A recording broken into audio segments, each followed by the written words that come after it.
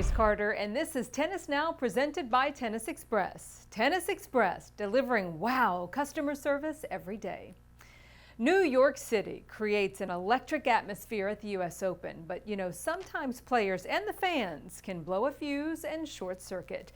So this week, we're going to revisit the most memorable mayhem and meltdown moments in U.S. Open history. Here we go. Starting with two feisty champions in a 5-set quarterfinal clash that ended after midnight back in 2001.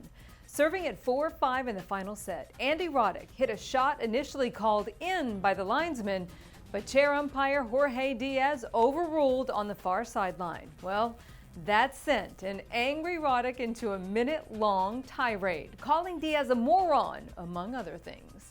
Roddick never fully recovered from that, and Lleyton Hewitt won the match that ended at 12:43 a.m. A 20-year-old Hewitt went on to beat Pete Sampras to win the 2001 U.S. Open Championship. Here's another. In 2015, just last year, Coco Vandeweghe absolutely lost it. Turned her racket into a jackhammer with an assault on the chair and the court. While Coco goes cuckoo, watch the Ballkid behind her patiently hold on to the towel, then present it to her after the carnage is complete. What a professional. The kid, not Coco.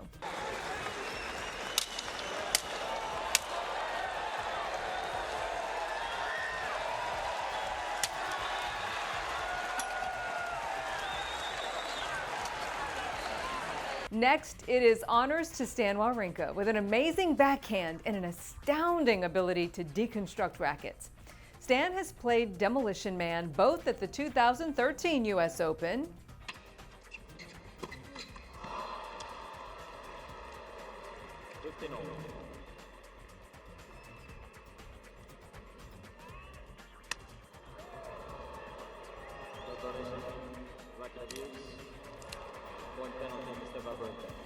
and this week.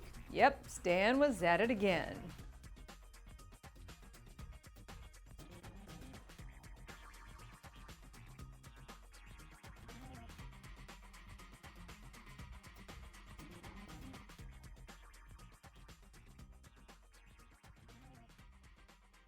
Okay, so those were the on-court meltdowns, but sometimes conflict occurs up in the crowd.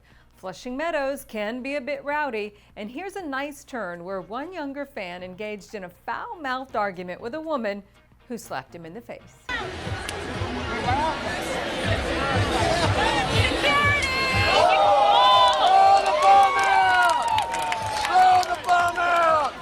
That smackdown was a prelude to this wild melee as the young fan and an older man went at it, and then other fans jumped in to try to restore order.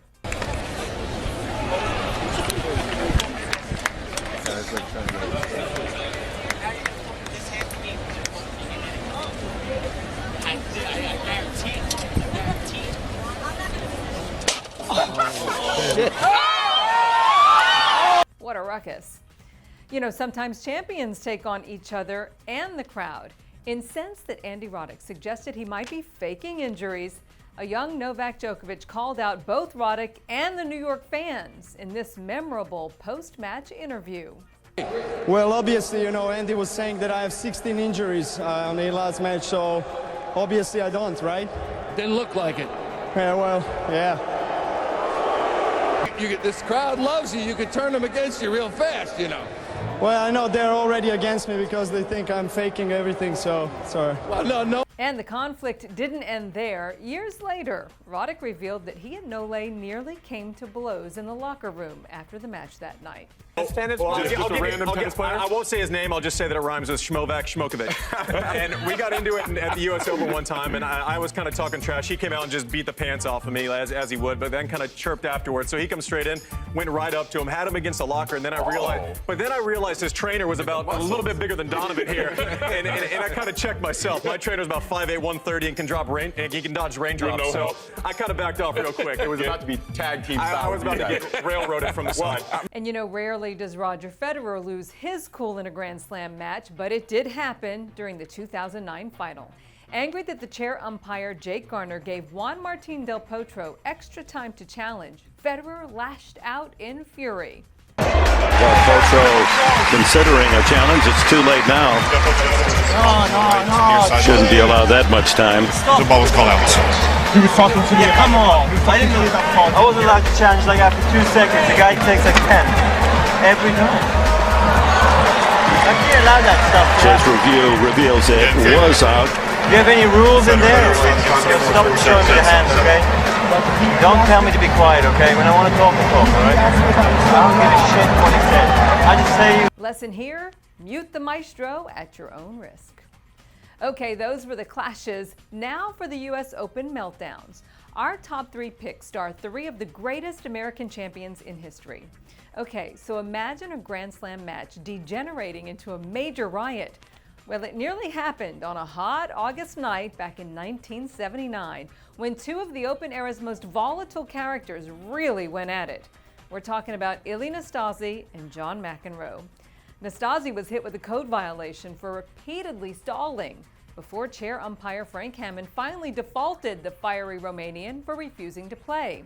Well, that set off a near riot as booing fans pelted the court with beer cans, cups, and other objects. After 20 raucous minutes of pandemonium, tournament referee Mike Blanchard replaced Hammond in the chair, the match resumed, and McEnroe eventually won.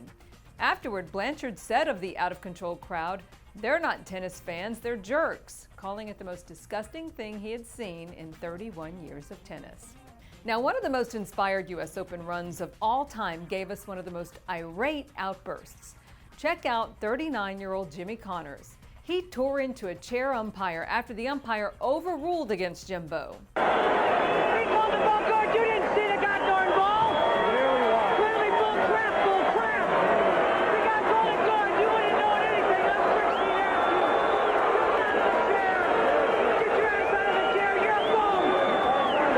You're a bum. I'm out here playing my butt off at 39 years old, and you're doing that? That tirade served as the fuel to ignite Jimbo's comeback win over Aaron Krickstein. Oh, but not before another clash with the chair. God damn it. You are an abortion. You are an abortion. Do you know that? Ball is out. Called out.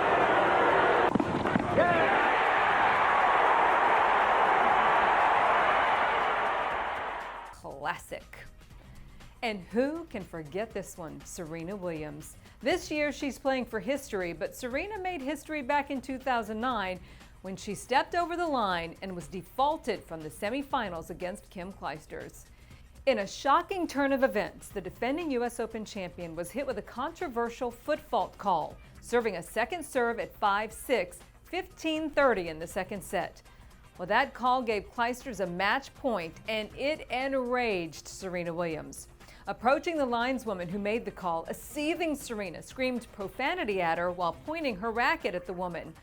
The lineswoman told tournament referee Brian Early that Serena screamed the F word at her, and Early hit Serena with a point penalty for unsportsmanlike conduct. Well, that point penalty came on match point, so it ended the match, giving Clijsters a 6-4, 7-5 victory and leaving fans in Arthur Ashe Stadium sitting in stunned silence. Even Clijsters stared straight ahead in disbelief. But these days, Serena's cool and collected. We're going to see if she'll make history again, this time for another reason. That's our trip through Flushing Meadows madness and mayhem. If there's a moment you think we missed, give us a shout. I'm Grace Carter. See you next time here on Tennis Now.